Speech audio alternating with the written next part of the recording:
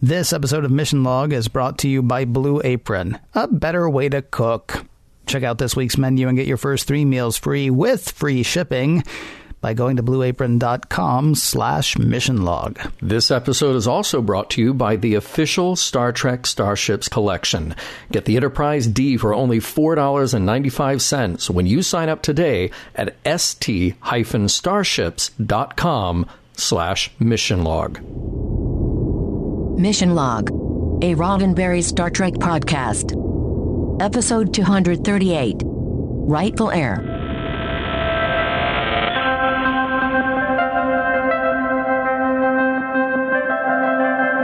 Welcome into Mission Log, a Roddenberry Star Trek podcast. I'm Ken Ray. And I'm John Champion. Each week on Mission Log, we watch an episode of Star Trek, taking it apart for messages, morals, and meanings, and seeing whether the whole thing holds up today.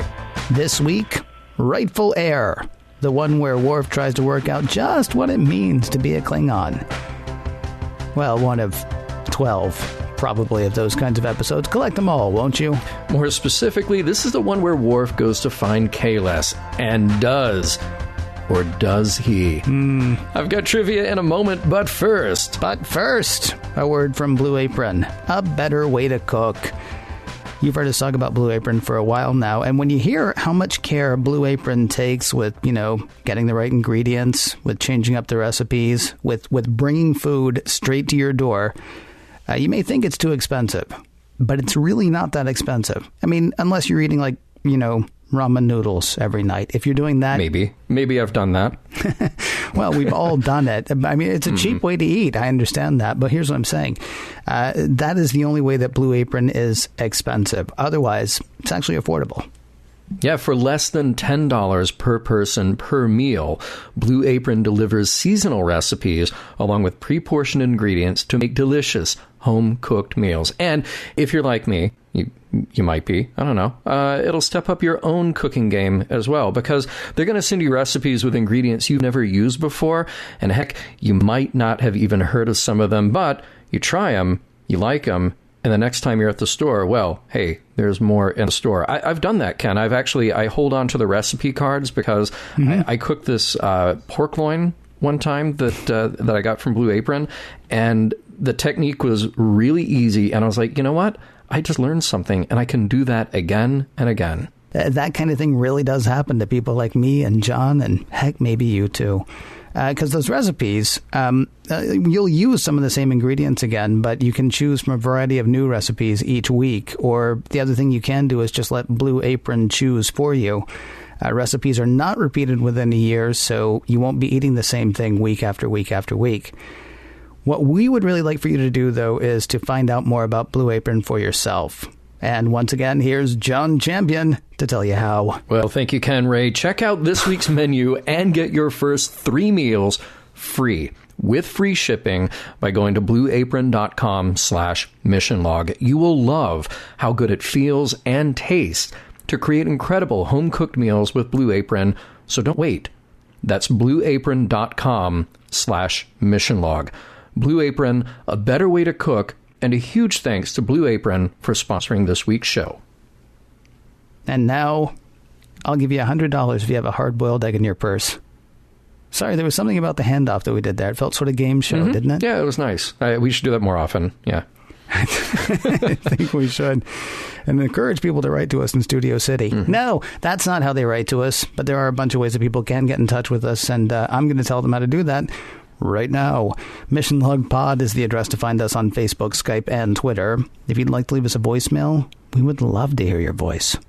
323-522-5641 is the phone number to call. 323-522-5641. Our email address is missionlog@roddenberry.com. Our show website, including discovered documents, is at missionlogpodcast.com. And please do remember, we may use your comments on an upcoming episode of Mission Log. Speaking of which, we got an episode coming up right now, but before we get to the other parts of the episode, we get to John Champion's trivia. Thank you, Ken. Trivia for today's episode, Rightful Heir. Well, the story was written by James E. Brooks. No, not an L. Don't confuse those two. This is James's only professional writing credit. And it is worth noting that he is another find from that open door submission policy that we have talked about in the past. Now, teleplay, so really much more of this story is due to Ronald D. Moore. Now, it was really his baby and at the encouragement of Jerry Taylor. So what James had submitted was lovingly called Jurassic Worf. And the original story had more to do with the mechanics and ethics and politics of resurrecting a spiritual leader. Kahless was actually not in James's original script. So Ron Moore took the premise in a different direction, which was to examine spirituality in the 24th century. And they decided that Worf was really the only character they could do this with. So as we may know by now, much of the main, at least human characters are largely presented in Gene's vision as being secular, aligning with his own beliefs. So breaking this story then became an interesting conversation in the writer's room about religion and belief and spirituality and how to present that. The episode was directed by Heinrich Kolbe, and appropriately we last saw his work in Birthright Part 1.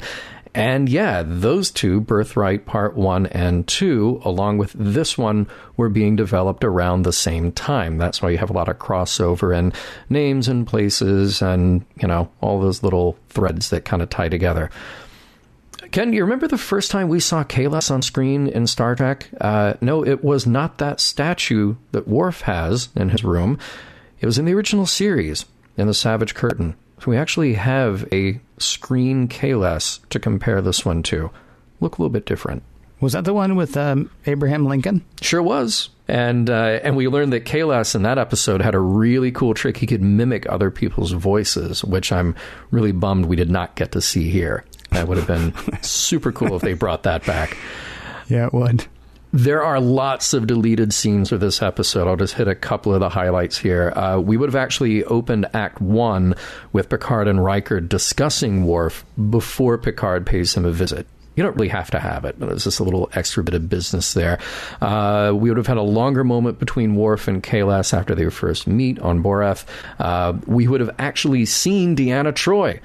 Her scene was cut, and it's one in which Data mentions that Kahless has been gone for 1,547, ding, ding, ding, ding, 47 years.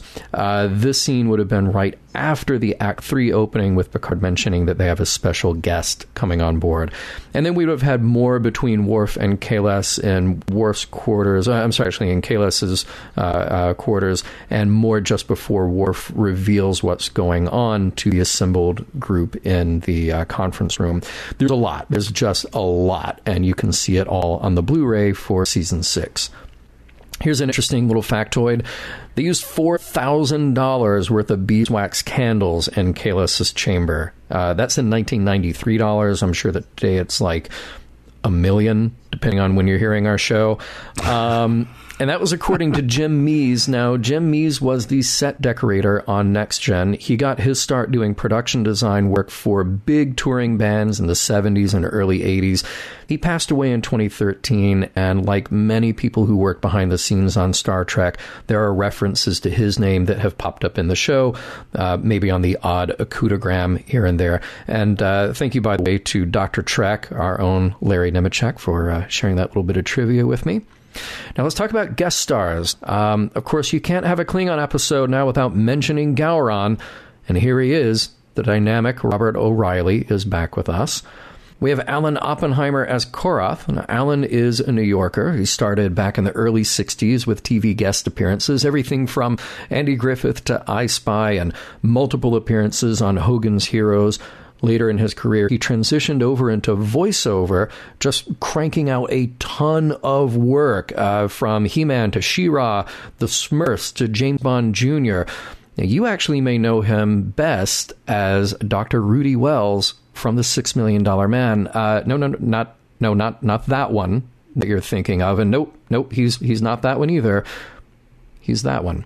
I'm sorry. not that one, not that one, that one. What do you mean? Oh, yeah, because, you see, there were 3 Dr. Rudy Wells. And if I say Dr. Rudy Wells, you're going to be like, oh, yeah, I know who that is. Nope. No, he's not the one you're thinking of. And you go, oh, wait, there was another one. No, not that one either. This, totally the 3rd one. Okay. Alan Oppenheimer will be back for Deep Space Nine and Voyager, and even a video game appearance in Starfleet Command, Volume 2. Torin is played by Norman Snow. Norman is primarily a soap opera actor. This is his only Trek appearance, but he has a handful of other genre guest appearances like Quantum Leap, and he was in the 1984 classic film, The Last Starfighter. Now, that young Klingon Divok is played by Charles Esten, and this is one of his earliest professional credits as an actor, but he has had a really prolific career ever since. In addition to a mountain of TV roles, he has appeared in movies like The Postman and Swing Vote, and he is one of the stars of the show Nashville, and we will see him again on Voyager. And finally, we have Kevin Conway as Kahless. Kevin is another one of those actors with a really varied resume. Early TV appearances led to interesting roles like playing Frederick Treves in the TV movie version of The Elephant Man. He later shows up in recurring roles on Oz, The Black Donnellys, and much more. Interestingly, he was the control voice for the opening credits of the new Outer Limits series in the 90s. And I'm going to tease a little bit of trivia that might come out later down the road, also courtesy of our friend Dr. Trek. We don't see Kevin Conway again as Kahless, and it might have been because, well, some of the people in the production just weren't crazy about his presence and performance as Kahless. Good morning to you. Good morning to you. We are all in our places with bright, shiny faces. Except for Worf. His face is shiny, but he is out of place. In more ways than one.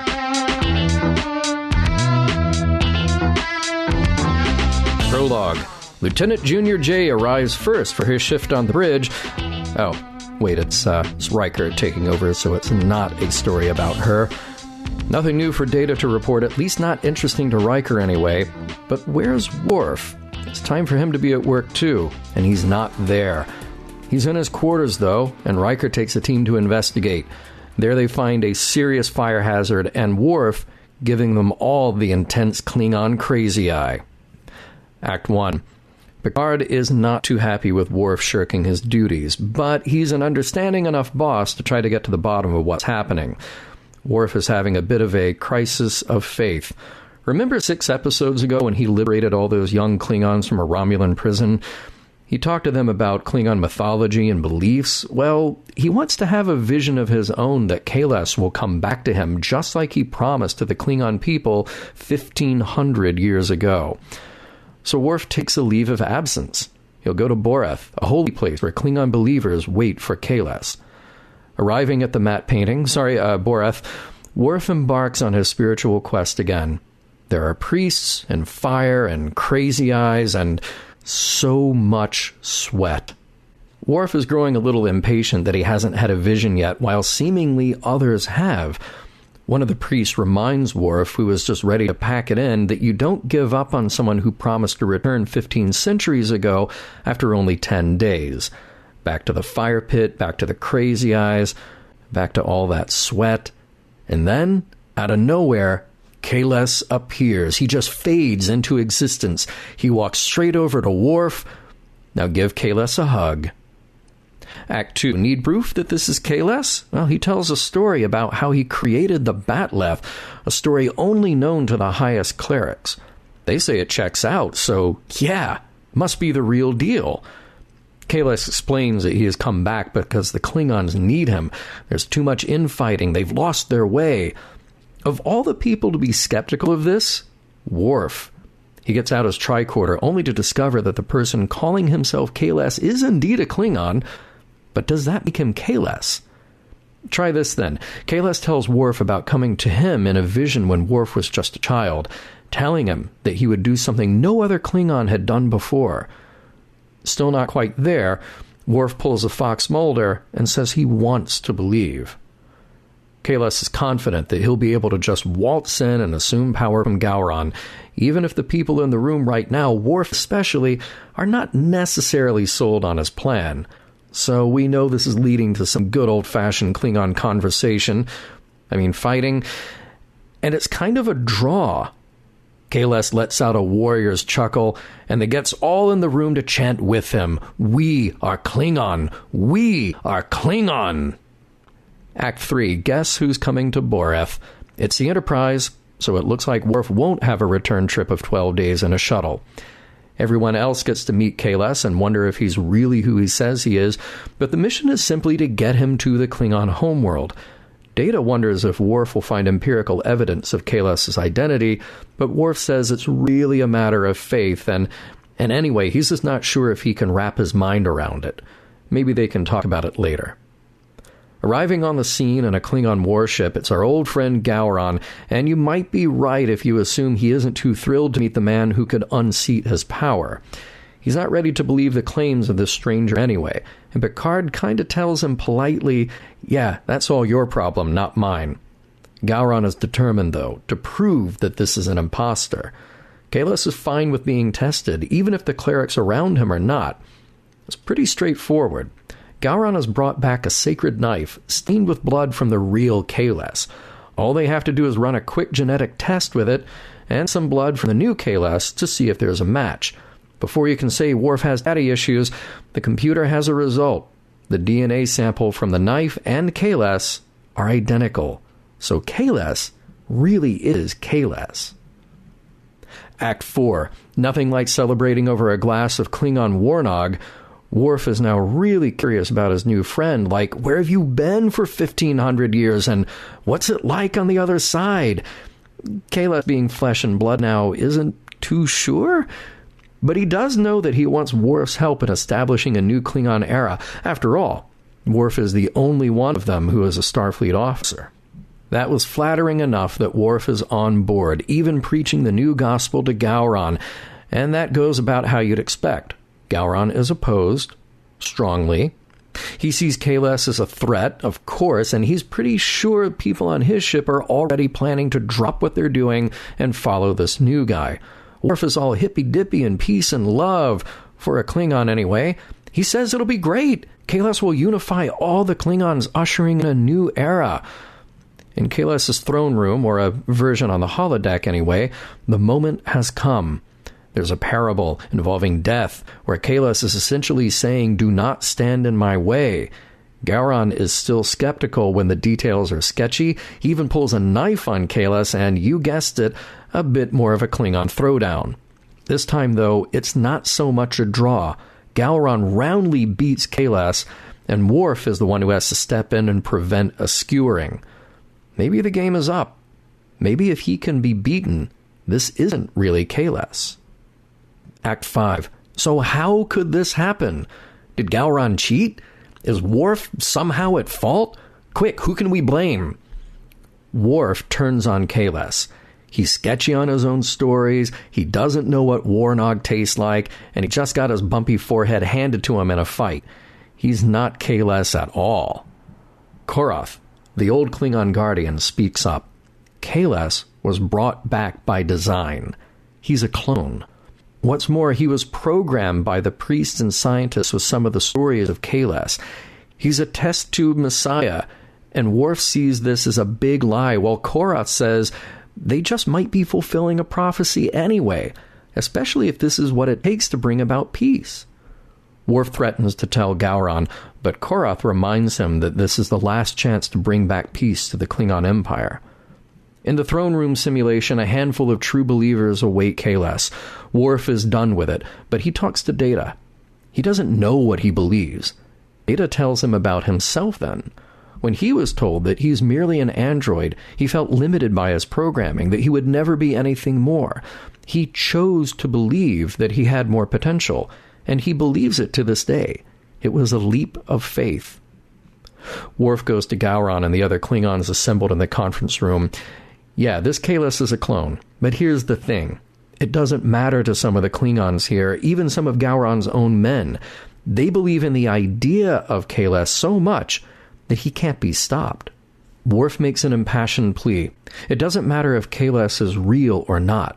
What matters is that the Klingons who believe him want to believe, and neither Gowron nor anyone else can stop that. It would be civil war to simply hand over the seat of government to Kahless, but there's an alternative. Make Kahless emperor. That position has been non-existent for 3 centuries, so why not give Kahless the job? Sure, he'd be a figurehead, but he'd be responsible for spiritual matters, for making the Klingon heart feel good. Gowron would still be in charge of political matters. Of course, they'll tell the Klingon people the real truth about what brought back Kahless, but he is the rightful heir. Golf clap for mentioning the title. Thank you to Kahless. And if you don't, well, expect a fight. So, Kahless's clone has a job now, and everybody is happy-ish. Worf maybe not so much, though. He's wondering if the real Kahless is out there, going to make a return one day. But the Kahless clone has a few words for him. The legacy of his philosophy lives on. So who cares if the person is a lie? The words are more important than the man. Qapla'. The end. So just so I'm clear, don't eat. Right. Don't get comfortable. Never. Sit with other people as devoted, let's say, as yourself. Mm-hmm. Focus on one idea to the exclusion of all other ideas, and it will be considered divine if you suddenly think you see the thing that you've been concentrating on without eating and without sleeping and with a bunch of other people just like you. Yeah. So that's a vision. Okay. Yeah. Awesome. See, I'm more of a road to Damascus kind of guy myself, okay. Right? Paul's like minding his own. He's driving down the road. He's blinded by light. Jesus appears to him, right? Mm-hmm. Worf, on the other hand, goes and starves himself and won't sleep and keeps chanting Kahless's name, and he's sitting in the dark, and there are a bunch of other people around him hoping for the same thing. How are you not going to see what you want to see at that point?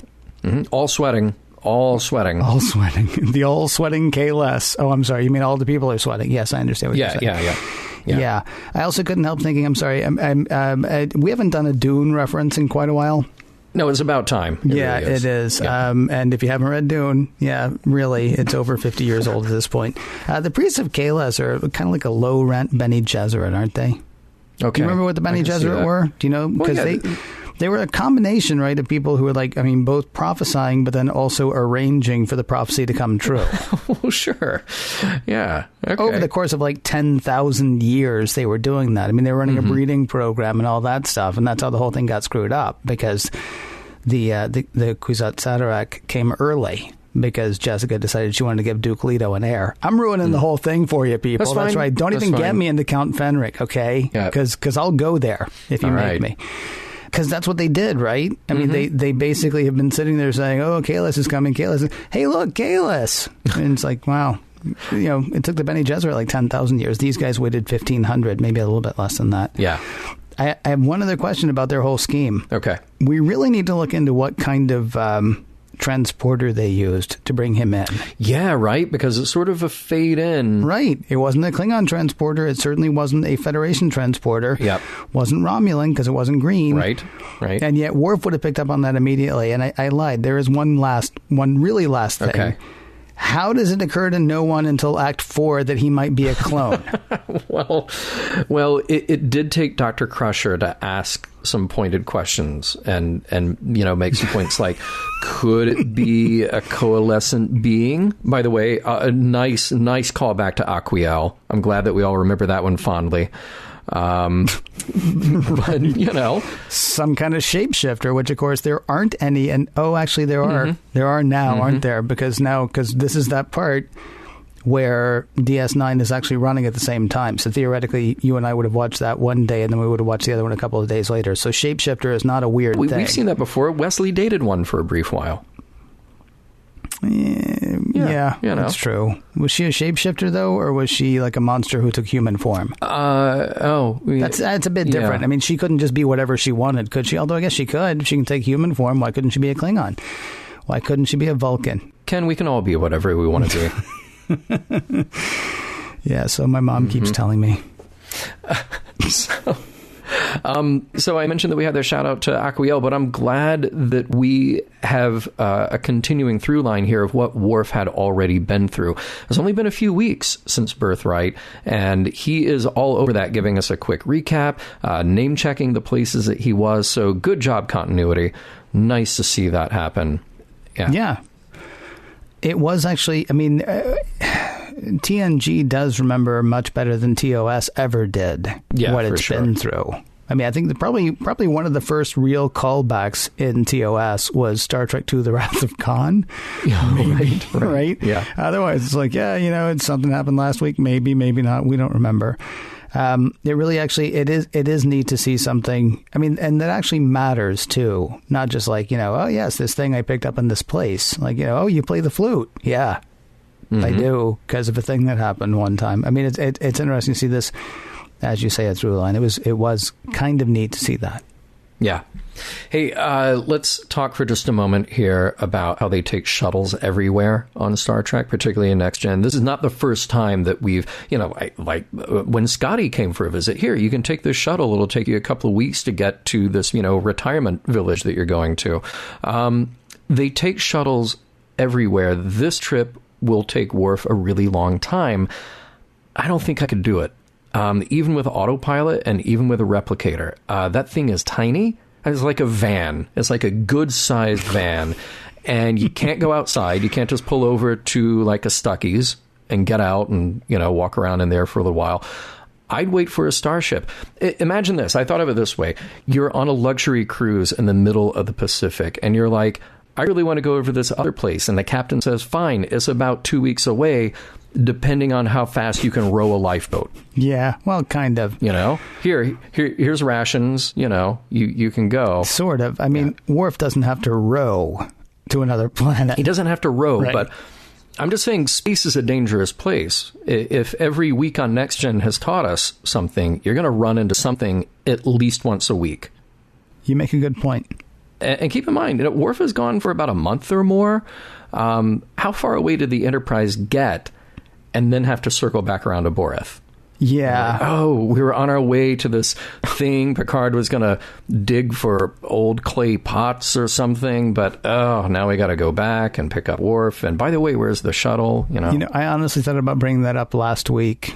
So they had, because they were running the test by flying into the sun, right?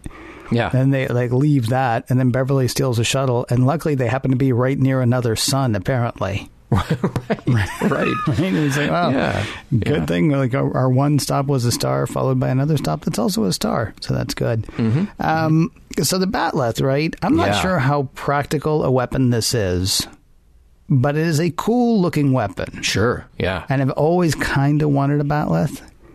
And then I heard this week that they're made of hair. Yeah. Yeah. And I don't think I want a Batleth anymore. No, really? That did it for you? That was it. Pretty much. Okay. Yeah. Because gross. Yeah. Well, it's hair and ore, whatever ore comes out of that volcano, and then put it in water and boom, Batleth. Yeah. Still, your starting ingredient is hair. Yes. Yes, it is. Man, how long have we been asking for this? That we finally get to meet some Klingons who aren't warriors. And it's interesting to see how vague we keep that 1,500 years of Klingon history. Who knows how much or how little advancement occurred in that time, because all we know is that Kahless just pointed to a distant star, and he's like, yep, I'm going to appear over there. And this could have been like during, the Iron Age or the Industrial Revolution on Klingon, on Kronos. And they could have been like, well, we better hurry up and get a bunch of nerdy Klingons to develop starships to get over there. A cabal of nerdy Klingons, I believe is what you're talking about. A cabal of nerdy Klingons, yeah. Yep. It's quite possible he had to walk. Maybe that's why it took him 1,500 years. Did you ever think of that? Oh, yeah. Well, that's very true. Actually, we know it took him 1,500 years because they're faking the whole thing. But I did like the dig, actually, at the monoculture that Kahless himself outs the Klingons on, right? Yeah. Like he says to them all, is bloodlust all that's left in your hearts? Yeah, right. He's not who he is because the rules say he is. I mean, he doesn't do what he does because he thinks that's what you're supposed to do. He is who he is because he takes joy in it. He takes joy in being a Klingon. He revels in being a Klingon. Yeah. Which is kind of neat to see because even the laughs from a lot of Klingons aren't actually joyful laughs. It really was interesting to see him just start like laughing in the middle of that fight. Yeah, right? Yeah. Right. Although, I did find myself wondering, wow, what if Worf had killed him right there? Not while he's laughing, but just before that, because it's established he's not the greatest fighter, right? Right. Right. I mean, he's not a bad fighter, but he's not the greatest fighter. If Worf had just put a batleth, straight through him like he did that other Klingon that time. Oh, yeah. Yeah. Then so what do we do now? We got this old church. We got these people. All these people have seen this happen. It's wow, you just you just killed a Messiah, maybe the Messiah, maybe not. Right. We don't know. But speaking of that, can we just talk about the importance here? According to Picard, it's Worf, you didn't show up for work on time, and you've got all these fire pots and candles in your room, and you're kind of surly. This is terrible. I remember that time you killed somebody on the Enterprise. I remember that. But this, you're late for work. Yeah. Well, he wouldn't remember it. He would have heard about it. Like Riker remembers it. Yeah. Oh, yeah. Because he was standing right there when it happened. Standing right there when it happened. Right. Yeah. It's kind of amazing that Riker is going to go in. The second he saw the fire, he should have been okay, you guys go in. Yeah. See what's going on. Because I've seen this movie and it doesn't end well for somebody. There's a great line here that Worf says to Kahless, questions are the beginning of wisdom, the mark of a true warrior. Okay, from now on, I'm just going to say you can follow anything with the mark of a true warrior. That's really because it's Kahless saying a leader, people will follow a leader. If the leader says to run, you run. If the leader says die, you die. And I'm thinking, well, okay, is that the mark of a true warrior? Because then Worf can just come back and say, no, this is the mark of a true warrior. I'm going to say, I like butter on my sandwiches. That's the mark of a true warrior. Ah. Mm-hmm. The mark of a true warrior, indeed. It's so funny that you actually say that. Maybe we're both hungry. Maybe. Because I was just going to say, I'm going to go have a sandwich. Oh, yes, a sandwich. The mark of a true warrior. And Kahless's reply, essentially saying that you should never question a leader, is terrible. That's this kind of terrible leadership. Although I'm glad that Worf comes back with saying, only if the leader has earned the trust of the people he leads. Thank you. That is the mark of a true warrior. Nicely done. Yeah, well, I mean, here's the thing, because I actually had a note about this, too. It's a little bit confusing because those scenes butt right up against each other, but we're given to understand that it's actually been 3 days between them. Sure. I'm still troubled by the speed with which Kahless turns, because day one, Kahless is I like that you're a skeptic. Yeah. And day 3 is you're still a skeptic? Kind of starting to get annoying, Worf. Yeah. But I mean, so there was a little bit of time there at least. It wasn't just Worf said, I have questions, and Kahless said, shut up. I mean, it's, it was after 3 days that Kahless was kind of like a dad. We'll get there when we get there. Yeah. And if you ask me again, I'll kill you. So I did I think we've talked before. Who is it that we talk about? Is it the Klingons who are always so literal? Because we talk about Worf being terribly literal, right? Oh, yeah. Yeah, well, he is, at least. Yeah. Yeah. So Kahless tells the story about the guy outside the walls. Right. When the wind came, and then the wind came and they blew that guy away. And Gowron's yeah, what was his name? Really? That's supposed to be a literal story? It's if Jesus had told the story of the Good Samaritan, and they're oh, yeah? What was the Samaritan called? And Jesus Tim. Tim the Samaritan was the guy's name, because otherwise, yeah, right. It struck me as kind of odd. What was his name? What color were his eyes? Oh, really? Really? Because I can't speak in parable. Okay, good for you. Tim is the name of a true warrior.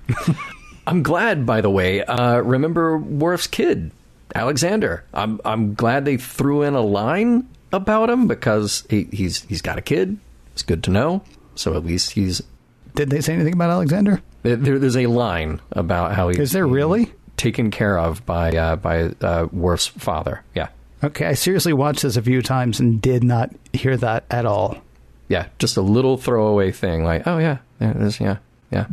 Let's see, Data. Okay, Data became upset. I believe I'm quoting that correctly. Data became upset that he was merely an android limited by his programming. Doesn't that mean by definition that he is something beyond his programming, unless his programming says, okay, get upset anytime somebody reminds you that you're an android. It's almost like he has emotions.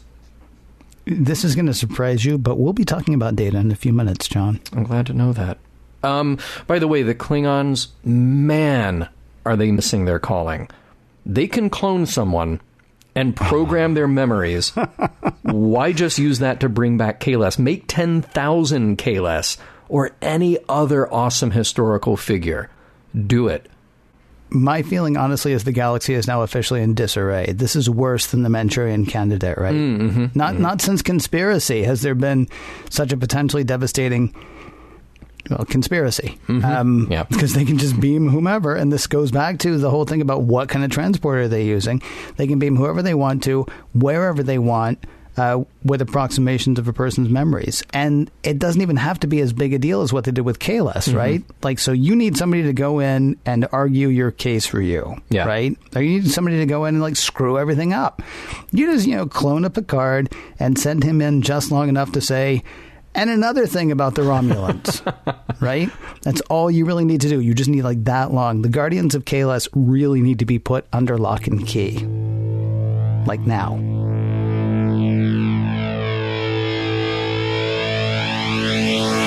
Remember the time the engineer, who could not see, taught the android to paint? This time, the android, who cannot feel, has a come to Kahless meeting with the Klingon.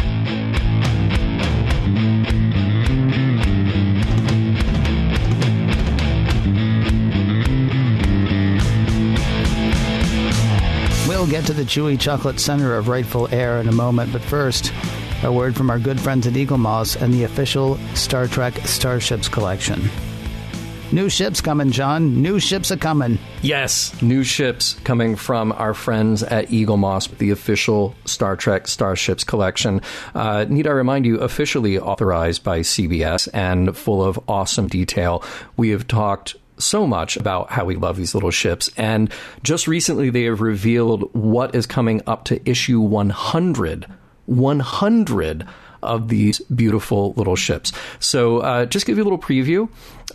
We have the little flight training craft that you may remember from The First Duty. I said it was the one that Wesley used to kill one of his classmates, but no, that's just me taking artistic liberty with it. One of his classmates died in one of those ships. Yeah. Aided by Wesley Crusher. And then what else do we have after that? We have number 98, the Rhode Island from Voyager. It appeared in the episode Endgame.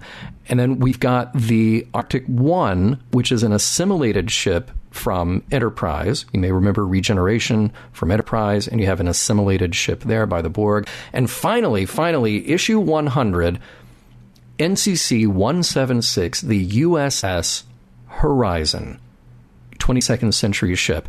Now, where did we first hear about the Horizon? Well, we heard about it with a piece of the action. That was the ship that went to Iosha and left behind that book about Chicago gangsters of the 1920s. So that so that would have been the ship. That's what it was named. So now you have your link to TOS. But here's what's interesting about the design of that ship, which only was shown much, much later. The Horizon design is based on one of Matt Jeffries' original designs for the Enterprise. So you kind of have this big ball at the front of the ship where instead of having a saucer like you have on what we know of the Enterprise, you have this big, kind of resembles another famous ship in science fiction history. It looks like the Discovery from 2001, to me anyway. It does. I mean, the front of it does, because the front of it's just that big ball, which is basically what the Discovery was. Now, of course, right. I mean, the back half of it looks like, well, kind of like the Enterprise, except with a big, like, oil drum instead of sort of that really cool fuselage down the middle. But, it's interesting, though, to find, because you said this was one of his original designs, and, of course, we first saw the Enterprise. Well, we didn't see it. We didn't see the Enterprise till 66, but people first saw the Enterprise in 64 with, of course, the cage. Yeah. So he was working out these designs. Yeah. That's kind of amazing, because it really does. It feels a lot like the Discovery to me, but of course we didn't see the Discovery until 68. Yeah. When 2001: A Space Odyssey came out, so that's kind of neat. So so that's what you got like for issue 100. Yeah. But you don't start with issue 100, of course. I mean, you're going to work your way through for quite a while. As far as how that happens, because you get those ships, you get a bunch of ships between now and those ships. You get a physical magazine to go along with the ships to tell you all about it. Like when you get to episode 100 or issue 100 or ship 100, you'll probably learn all about those first designs in those early days as well. You get all that for $20 per ship. You get 2 ships a month. You get 2 magazines a month. You get the 2 digital magazines a month. And that comes out to $40 a month. And then one of the things that we love as well, extra surprises as you go along. So, like we've talked before about the plates from the different bridges of the ships that you can get. I'm having a hard time remembering what a lot of them are right now, but I don't want to tell you what they are anyway, because then they wouldn't be surprises, would they? Now, the really cool thing is you can start all of this at a crazy low price. You can get the Enterprise 1701D. That, of course, is the one with a young Captain Picard at the helm and a young Will Riker near the helm. And I think you know the ship I'm talking about. You get the Enterprise D and its accompanying magazine for $4.95 to try it out. Yeah, and if you want to sign up today, and why wouldn't you want to sign up, the address is st-starships.com/missionlog. st-starships.com/missionlog. So try it out. You will be supporting our show. You'll be building your own collection, and it is completely risk-free, guaranteed. So that address again is st-starships.com/missionlog, and a big, big thanks to Eagle Moss for sponsoring Mission Log. All right, I have a question. All right. Logically, would Data have assumed that he was more than the sum of his parts, or would he have assumed that you and I are not? Well, Yeah. Because Data saying... Why would he make... Yeah. Well, I mean, Data saying that he made a leap of faith is crud. Oh, yeah. Okay, that's one of the words I was looking for. Yeah, that's the nicest one I could think to use. I mean, what Data knows is that he cannot say can't, but he believes that he can be more than just a machine. And I'm going to say, no, he cannot. But it's okay, because he is an awesome machine. Yeah. What Data can be is more than anybody else realized. He can choose to not be undone by the fact that he came with some assembly required. The fact that he's manufactured does not, in the Star Trek universe, and perhaps someday not in our own universe, preclude him from personhood. But I have a problem with Data, I am a robot. I cannot feel. I do not feel any of these things that you are talking about. I cannot feel these things. Pulling Worf aside and saying, yeah, I just took this leap of faith, man. I just decided to believe. I just decided I'm going to believe. I was so upset I had to believe it. Right. Yeah. I mean, look, from anybody else, that's fine. Geordi, the blind guy, maybe he had to overcome something there. Yeah. Barclay, maybe we've actually written him up now to the point that he's like, wow, remember me like 3 seasons ago? I just knew that I could be something more. He's a machine, and he's not going to have any problem with being a machine. But he's going to now say, well, I had a real problem with being a machine, so I decided I'm not going to be, even though I am. And I'll remind you next week, by the way, that I am a machine. But, this week I'm not going to be, because that furthers along some plot, apparently. Maybe there's this thing. Maybe Dr. Sung was that prescient that he just wrote in this little thing that Data doesn't even believe it. It's just like, here's the pep talk program for your friend who's having a crisis of faith. Right, specifically a crisis of faith, yes. not like a crisis of like, oh, I drank too much last night, or a crisis of, oh, I'm never going to make it to my next rank, whatever that is. No, a crisis of faith. Yeah, play tape 21C and then go. Yeah. Man, this is an episode where there's just so much here, just so much to talk about. And I feel like, so you know how we've had episodes where we get to this segment and we say, there's nothing to talk about, we should just jump ahead to the next segment. I feel like this segment might actually be a little shorter than it needs to be, because so much of what we have to discuss is tied up in the morals, meanings, messages. Do we agree with it? Do we not? Is it a good moral meaning message? Is it not? But there is a lot to chew on here. So we'll kind of tease that here. And I feel like we're going to have a lot more to talk about when we wrap it up. I will say, though, it is you and me. I feel certain we will find a way to lengthen this segment, no problem. Oh, people better just strap down now for like a good 3-hour discussion on the metaphysics and spirituality of Star Trek. And yeah, remember that mail can be sent to Ken. So first of all, there's a question sort of posited by this show. Is it better to live with the fiction if the fiction works? Or is it better to know the truth? And I'm doing that with a capital T as opposed to the truth. And we'll put that with a little t and in quotes. Because those are the two things that are at odds here. So is the lie propagated by, let's call it the Church of Klingon, is that acceptable? Why did you say they should send this to me? I'm sorry. This mail goes to you. No question. Right. Well, so the Church of Klingon is propagating a lie here. And does their goal, which is a good and lofty and noble goal, to bring peace to the Klingon Empire, to stop the infighting, does that goal justify their means? I'm not even sure why you're saying that's their goal. We don't know that that's their goal. We know that that's what the Kahless puppet says is their goal. What we really know is Korath and company are looking to, get a bit more power than they've had. Could be. Yeah. Yeah. Okay. Sorry. Yeah. I mean, not to interrupt you, except I did. Well, no, but I mean, they programmed Kahless with at least this idea that that's what's happening in the Klingon Empire. So well, yeah, but you saw the Manchurian Candidate. I mean, that only no, seriously. I mean, because they've resurrected, quote unquote. They've grown. They brought back a guy with a certain number of ideas and ideals that he's just walking around, spouting. Yeah. But who knows then what happens when he becomes emperor? Is there some little thing, like some technicality by which he might seize power at some point? Mm-hmm. Really, we're supposed to believe that everything. I'm sorry, I'm getting worked up already. No, this is good. You let it out. Let it out. This is why we do a show every week, so we can get this out. Okay, so now we have the Church of Klingon, as you say. We have Kahless and the followers of Kahless, or the guardians of Kahless. Right? Saying, okay, tell you what, just make me a puppet. Just make me a figurehead. Make me the thing that people turn to, but don't worry, you're going to have the power. Yeah. Really? Because if the people are turning to that guy, you don't have the power anymore. Oh, yeah. Yeah, totally. No, exactly. Just random thought. Well, but again, you have to wonder what they did in this genetic creation that is Kahless. So they trained him. They used this neurosynaptic programming. Mm-hmm. They could also sort of neuter him to the respect that he would do what the priests and or Gowron at some point tell him to do. Yeah, you've also got to figure that they've been doing this up until about 5 minutes before they beamed him in.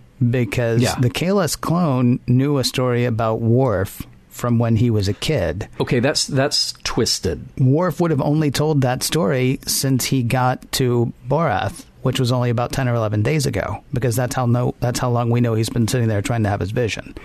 So, I mean, he's programmable really up until you turn him on. Yeah. Yeah, and then all those priests are taking notes. They're like, okay, in Kahless version 2, yes. Give the guy in the wind parable a name. We'll write that down, Nice. I like that. That's good. Yeah. Did you see, was it Leap of Faith? Was that the name of the movie, actually? The one with... Steve Martin? The one with Steve Martin, yes. Yeah. Where they showed the trick where they basically had people walking around listening to people sitting there saying things like, wow, I really hope he can take care of my lumbago today, right? No, exactly. And then Steve Martin gets handed the note, and then he's up on stage saying, somebody in the third section is hoping for help with their lumbago. Yeah, right? yeah. They're doing that. They're running a tent revival scheme. This is how James Randi took down Peter Popoff.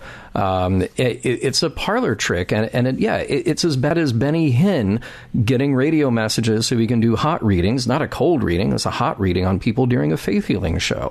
It's so twisted and sick, and yet it works. Yet it works on people who decide they want to believe because they want to believe.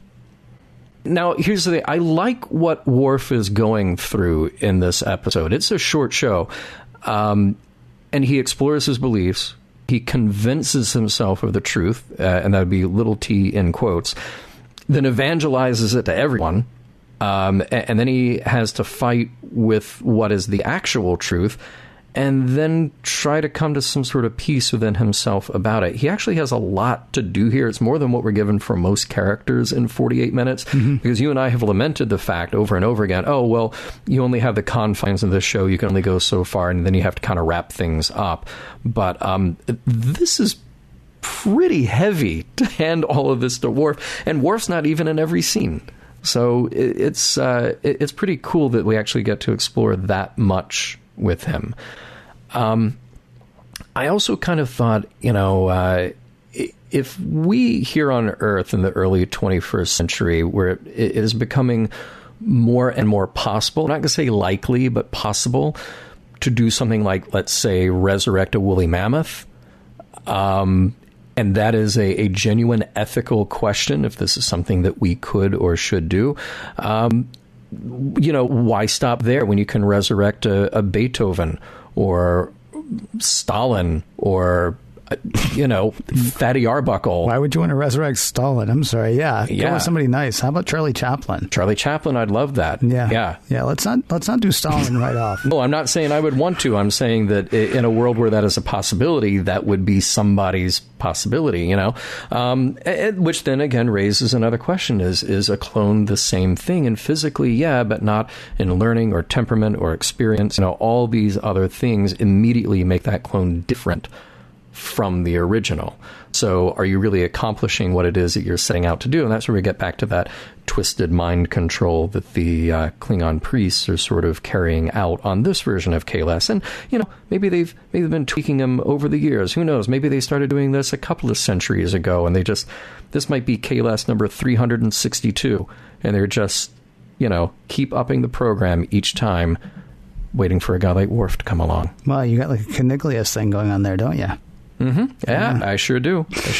Really quickly, people are not going to believe this, but there's actually a song about what you were just talking about cloning all these different people. Mm-hmm.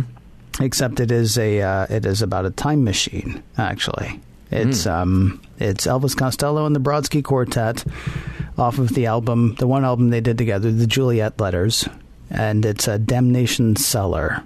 And it's all about who we should go back and get if we could actually go back and get anybody and why we would. It's actually a very nice, light, lovely little song.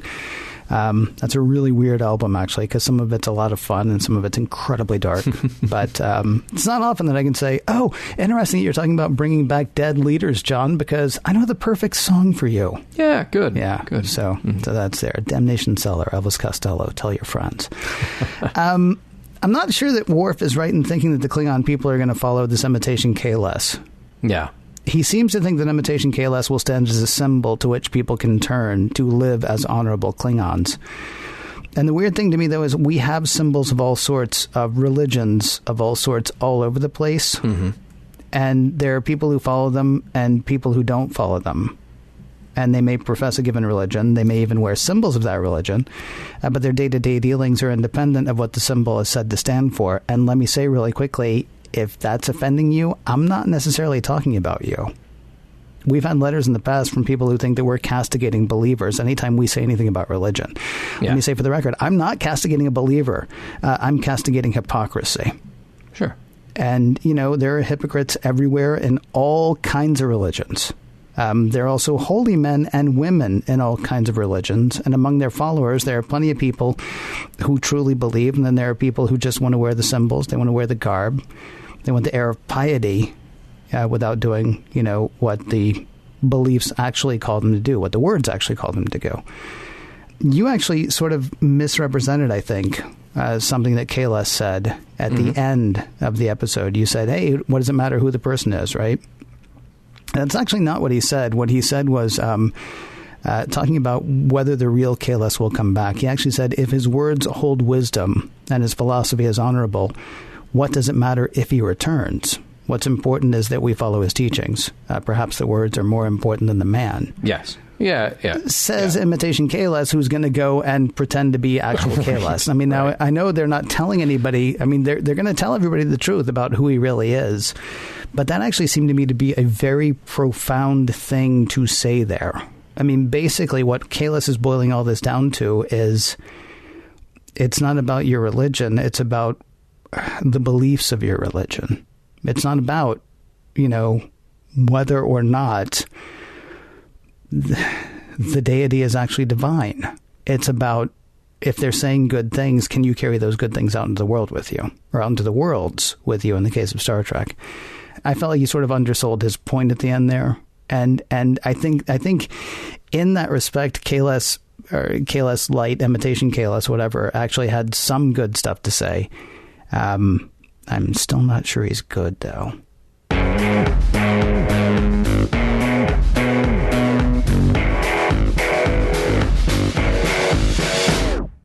With the entire future of the Klingon Empire on an entirely new path, it is time for us to see what we can take from this episode, whether we want to or not.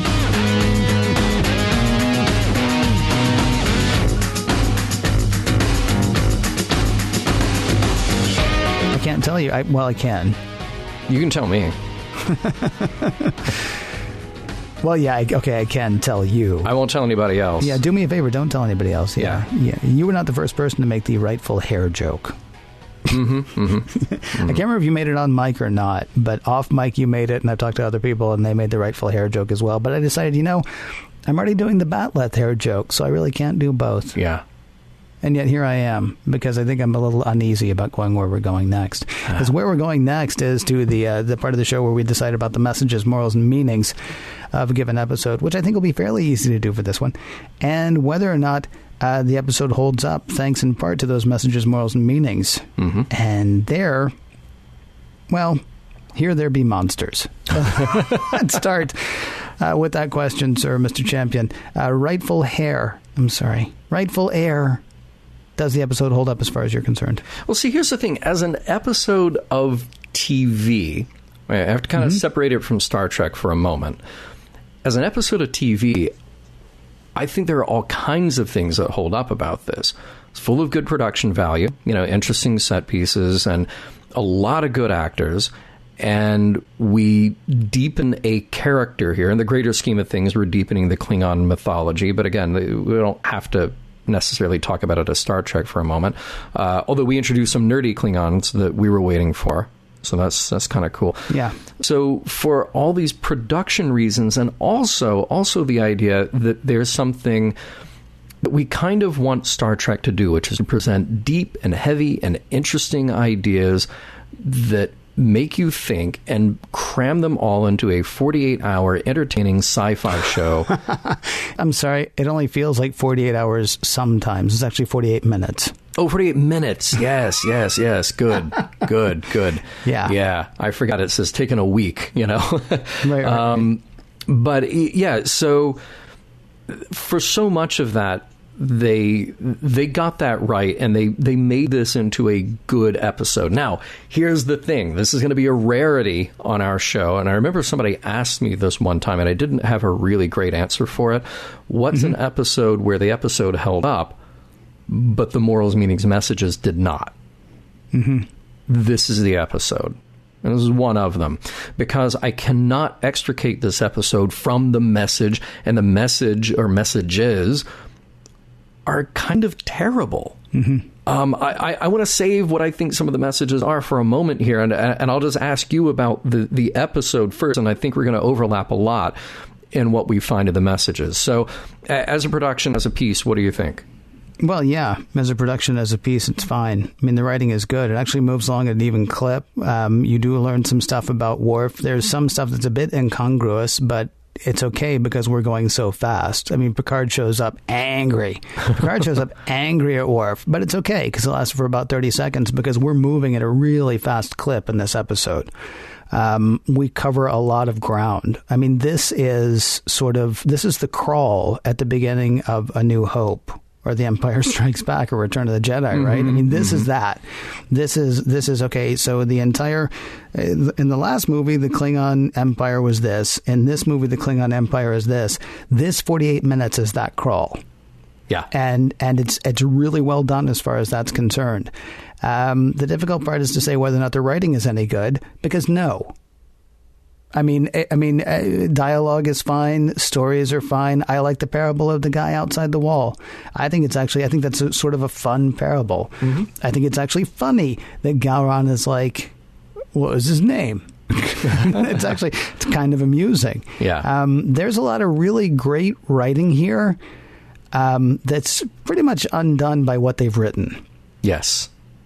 So are you going next or am I? Because, I mean, I can light in if you want to, or why don't you do it? Okay, well, look, I mean, first and foremost, this message that we've seen a few times in Star Trek, and every time it happens, we just sort of like our eyes get big and we fall back into our chair and wait, did they just do this again? Did they just do another ends justify the means story? Yeah. This is another ends justify the means story. And it's not just like, oh, well, we're going to forgive this one maybe slightly unethical thing because, it will, help the children or feed the poor or whatever. No, this is like on a cultural scale, a planetary and empire, multi-planetary scale, right, that we're just saying, ends justify the means, And granted, it's nobody from the Federation or representing the Federation saying this is fine, this is okay. This is a Klingon matter. Right. And as Picard makes clear at some point, hey, not our circus, not our monkeys. So you guys can go do whatever you want to do. But still, we're meant to sort of identify with Worf's journey through this. And where Worf ends up, it's just sort of like, wow, really? This is what's happening. We're going to say that this is a good solution that we've come up with here. Right. So there's a thing about that that's a little bit disturbing, especially because, Picard's the guy. Did anybody watch The First Duty? Because, we did that episode, and I'm pretty sure that, Picard sat Wesley down and said, let me tell you what the first duty is. It's truth. What is it? Historical truth, philosophical truth, personal truth. I'm just going to name all the truths because he named some of them in that monologue. And I feel like he needed to have that conversation with Worf, but instead we had a robot trying to teach Worf about faith. Yeah. Well, it was very, very strange to me. Yeah. There's... Gosh, there are about 3 or 4 things that you actually brought up there, and I just lost one of them, which is kind of a bummer, but there's just so much going on here. Oh, I remember. Yeah. So basically, we know the Klingons as people who are itching for a fight, right? Mm-hmm. They're always ready to throw down. They're always ready to fight. Now we've given them a religious leader for whom to fight, under whom to fight. And this is a guy, a religious figure, not even a religious leader, a religious figure, a divine figure who prizes the fight and the joy of the fight among all else. And I'm really glad Worf's time has been spent so well aboard the Enterprise. It feels to me like you have this whole culture settling for a vague imitation, right? Because he's been programmed, as we talked about before, and that means he is programmable, as we talked about before, and that means he is not Kahless. Yeah. He is blind obedience. He is blind patriotism. He's a flag pin on your lapel. He's a cross necklace on the legislator who's canceling programs for the poor. He's the cleric who talks about peace everlasting if you'll just go out and blow up a certain number of people. He is a symbol, and a symbol of what they think they're supposed to be, so they're going to follow, but we don't even really know what he's about or what he's up to. Mm-hmm. And also, he is not the divine thing that he is supposed to be. He is trappings. He's not real. Yeah. He's a copy of a guy, but we don't even know how that copy was made or what that copy was made or to what ends that copy was made. We know that he says that that's what he's there for, but we don't even know if he believes that that's what he's there for. But certainly we know that he is not the Kahless that he was supposed to be. Or the Kahless that everyone's expected. If you tell Gowron it will destroy him, meaning Kahless. One of the guardians of Kahless is standing there saying, if you tell Gowron what Kahless really is, it will destroy him. And with him, the last chance to restore hope to our people, says the priest.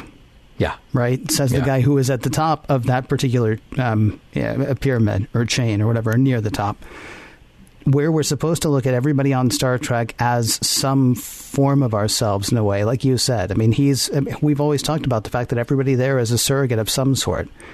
And Worf is a surrogate of some sort, which I guess sort of means by extension, the Klingons are sort of surrogates of us of some sort as well. This is an episode that says that we can't come to peace on our own. We need divinity, or as is the case in this episode, imitation divinity to keep peace.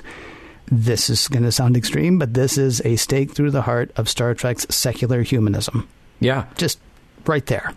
That's the only way the Klingons are ever going to come to peace, is if they believe in this, sham religious leader. I'm not saying all religion is sham. I'm not saying that. I'm saying what this episode is saying is the only way they're going to be able to hold it together is through ideas that aren't even the real ideas, but they are a semblance of the ideas.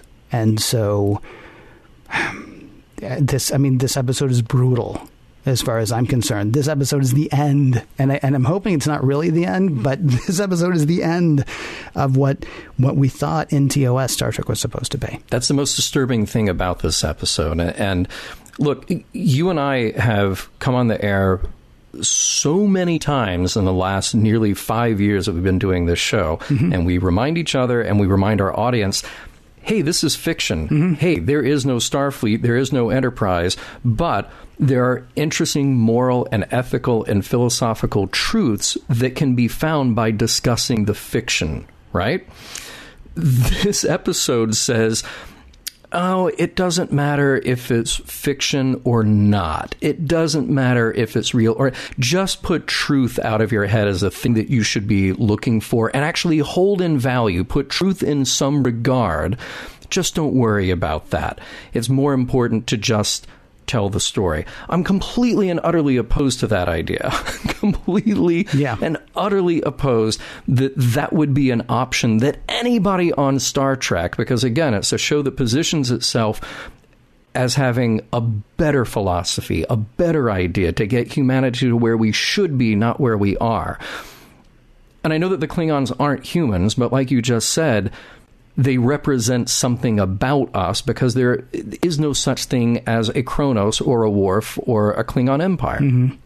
So they have to represent some part of ourselves. And the idea that we would just sort of toss truth out the window in this way and say, well, it's okay as long as we get to where we think we should be. It's okay as long as we just sort of pull people together under this religious leader who is just, as you put, a symbol. That is so utterly disturbing in this episode that it was really painful to watch. And, again, I'm so torn, because I think this is such a well-produced episode. Really, truly one of the worst messages to be presented in Star Trek. Yeah, it's weird because it really moves the Klingon story along. Yeah. Right? Yeah. But where we've been identifying with Worf, then I feel like we have to identify with the Klingons as well. And if we have to identify with the Klingons as well, then we have to consider the message that they've come to, or the decision they've come to. And the decision they've come to is terrible. I mean, watching Worf's crisis of faith is interesting. Discussing a crisis of faith is interesting. There are those who question their various faiths. Others do not. Generally speaking, though, except in religious or academic settings, it's rarely addressed, honestly. Oh, I'm this thing. Oh, okay.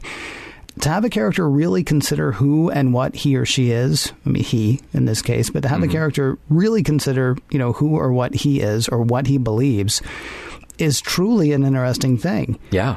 The decision he comes to, and then the decision that everybody else agrees with him. And then, I mean, the guy who's going to be at the head of this whole thing is saying, look, none of this really matters. Don't worry about it. As long as we keep the idea alive, then it's cool. But now, if you'll excuse me, I'm going to go sit on the Emperor's throne. Yeah. I mean, that's... What was the episode? What was the episode where we had this point with the Klingon Empire, and you were just like, you know what, burn it to the ground? It was the one where they all turned their back on Worf, where Worf basically... Oh, right, during the Rite of Ascension. Yeah. Yeah, right, exactly. Yeah. Sins of the Father. Thank you. Yes, Sins of the Father, right, where he finds out, yes, that the Klingon Empire has... yes, they framed his dad, and the higher-ups in the council actually know they framed his dad, but the whole thing will be torn apart if they let the truth come out. so they just decide to go ahead and live the lie. Yeah. Come to think of it, this is really a Worf thing, isn't it? Yeah. Sure. Man.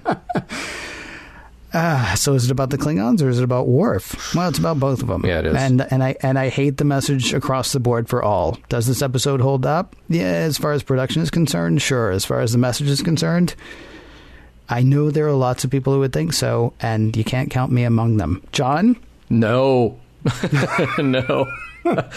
No, this is... when I rewatched this for the first time, knowing what I know about some of the people on the staff at Star Trek and Gene's personal philosophy and how he tried to influence that staff who were there, and about Ronald D. Moore himself, I thought it was going to go a very different direction. And I thought that their exploration of spirituality in the 24th century would lead them to some different answers, where their crisis of faith, or worse in this case, might be, oh, wow, I really do need to make sure that truth is first and foremost, and build my worldview and my philosophy around that. And I was shocked that we ended up where we ended up. And then I kept watching it again and again, saying, wait, is this going to say the same every time I rewatch this?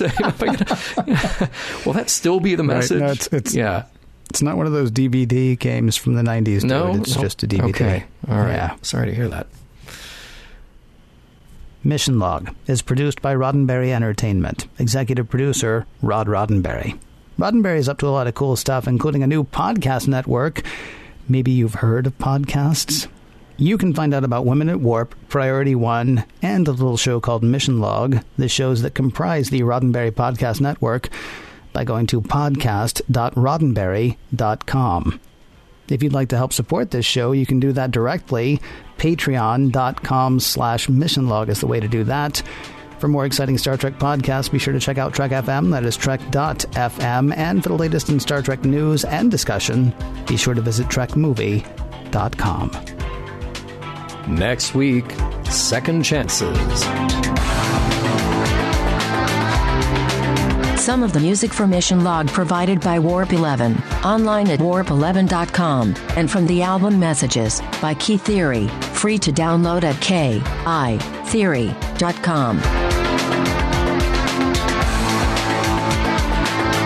Promotional consideration for Mission Log provided by Rightful Heir.